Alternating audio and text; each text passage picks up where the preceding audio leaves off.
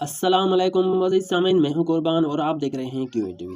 दोस्तों, आज हम बात करते हैं हिलाल कमाई। किसी ज़माने में हिंदुस्तान पर एक इंतहाई नेक बादशाह हुकूमत करता था। उसका नाम नासिरुद्दीन था। वो ईमानदार, सादा, नेक दिल और पासा था। वो चाहता तो अपनी ज़िंदगी बड़े ठाठ पाठ के साथ गुजार सकता था, लेकिन उसने कभी शाही खजाने का एक पैसा भी अपने और अपने ख़ानदान पर खर्च नहीं किया।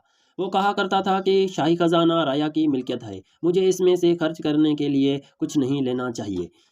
नासिरुद्दीन बड़ा मेहनती बादशाह था। वो आला दर्जे का खुशनवीस था। वो कुरान पाक की किताबत करता और उसकी आमदनी से गुजारा करता था। उसके कि मलका घर का सारा काम काज खुद ही करती। उसके पास कोई खादमा नहीं थी। वो खुद ही घर की सफाई सुथराई, खाना पकाना, कपड़े सीना, गर्ज घर का जो भी काम काज था वो खुद ही करती।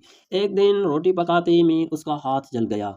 जब बादशाह वापस आया तो मलका ने अर्ज किया, आप मुझे एक खादमा की ज़रूरत है जो घर के काम काज में मेरा हाथ बटाए। बादशाह ने मलका की बात बड़ी गौर से सुनी। हाथ के जलने पर अफसोस का इजहार भी किया। फिर कहा, बेगम तुम तो ये जानती हो कि मैं शाही खजाने का एक पैसा भी नहीं लेता, इसलिए कि ये राया का पैसा है। मेरी इतनी ज़्यादा आमदनी नहीं है कि मैं खादमा रख सकूं। मेरी आमदनी मेरे हाथ की कमाई पर मौक़ूफ़ है। तुम जानती हो कि कुरान मजीद की किताबत से इतनी ही आमदनी मिलती है कि अपना और तुम्हारा पेट पाल सकूं। इस कलील आमदनी से एक खादमा रखने की गुंजाइश नहीं है। अगरचे मैं बादशाह हूँ, लेकिन हकीकत में मैं एक आम गरीब आदमी हूँ। सल्तनत का खजाना राया का पैसा है, इसे राया पर ही खर्च करना चाहिए। अगर आज मैं उस खजाने से कुछ ले लूं तो कल खुदा के सामने क्या जवाब दूंगा। हिलाल की कमाई पर सब्र और शुक्र करो, खुदा तुम्हें उसका अजर देगा।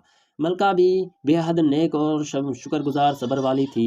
उसने खुद ही घर का सारा काम काज करना शुरू कर दिया और फिर बादशाह से उसी सिलसिले में कभी कुछ नहीं कहा।